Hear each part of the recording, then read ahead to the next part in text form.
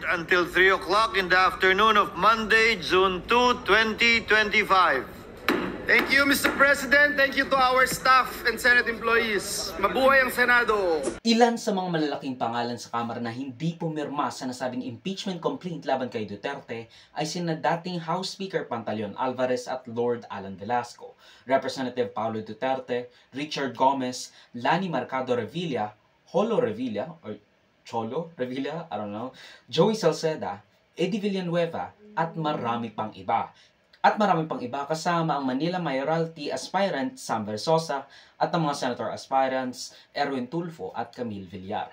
Nang tinanong si Congressman Tulfo, sinabi niya, basically saying, I'm a big effing deal. You know, I will be one of those people na magiging senator judge. So it would be unbecoming of me. And I would have to recuse myself because it will be hard to show impartiality on my judgment kung pinirmahan ko yung articles of impeachment ni Duterte.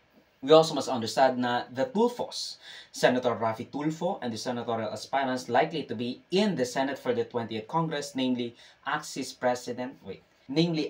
Party List Representative Erwin Tulfo at media personality Ben Tulfo, ang mukhang pinakamalaking pamilya sa loob ng Senado.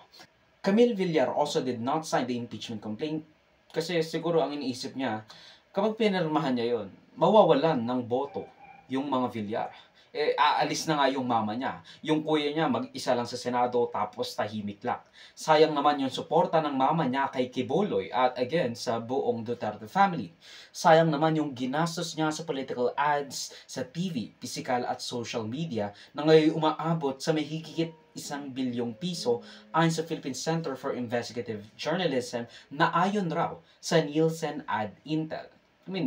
Nalhalaglag pa siya ngayon sa ranking. Since February 5, pagtapos ng pagtransmit ng Kamara sa Senado, may 25 representatives pa ang pumirma sa impeachment complaint laban kay Duterte. Ayon kay Senate Majority Leader Joel Villanueva, malayo pa ang kalbaryo ng impeachment bago pa magkaroon ng trial laban kay Duterte.